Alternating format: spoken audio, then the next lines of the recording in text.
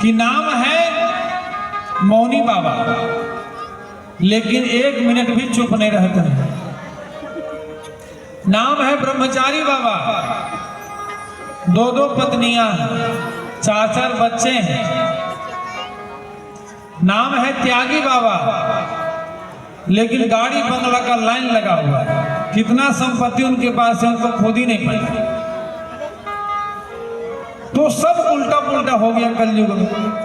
पहले के संत जितना विरक्त होते थे उतना ही महान माने जाते थे, लेकिन अभी के संत जितना वैभव संपन्न है वही महान माने जाते हैं।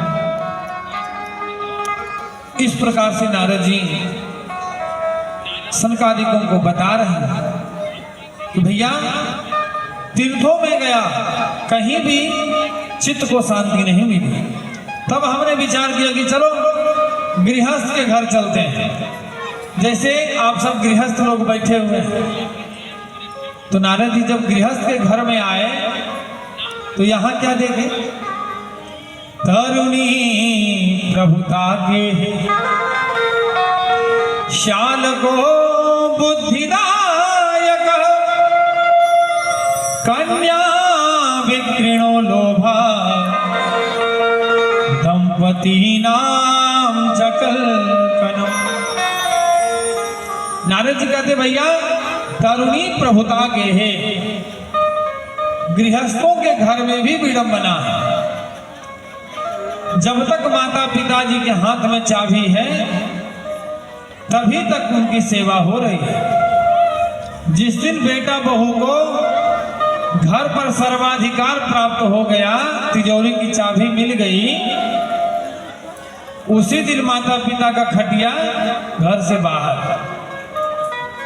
जो देवी जी का चलावा चलने लगता है तो वह पति से कहती है कि देखो जी, आपके प्यार में मैंने माता पिता को छोड़ दिया, आपके पास आ गई, अब मेरे लिए तुम भी अपने माता पिता को छोड़ो।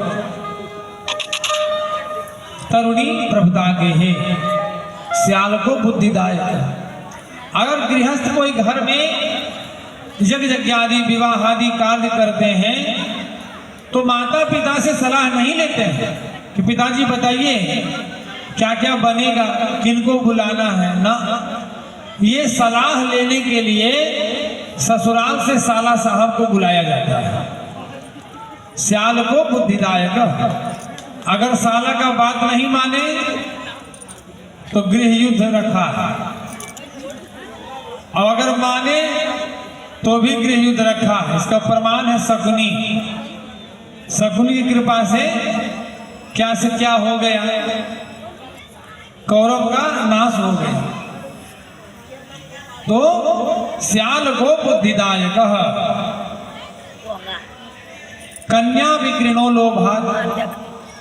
हे भैया गृहस्थ अपने कन्या अपने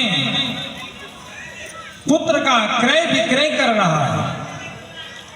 देखिए अगर आप वर चर्चा में जाते हैं अपनी मां कन्या के लिए वर ढूंढने के लिए, तो सबसे पहले यही देखते हैं कि लड़का के पास धन कितना है। भले वो एक आंख डैमेज है लेकिन धन उसके पास है, तो आप मृगनेनी सुंदर कन्या को भी देने से नहीं हिचकते हैं। ऐसा धन की लालसा है। तो क्या है, यहाँ लोभ है कि उसके पास अत्यधिक धन है, हमारे जीवन में भी काम आएगा। कहते हैं कि जैसी कन्या है उसी के अनुरूप वर को ढूंढना चाहिए। तो सबसे पहले वर का विचार देखना चाहिए, धन नहीं, उसका आचरण देखना चाहिए। अगर विचार आचरण अच्छा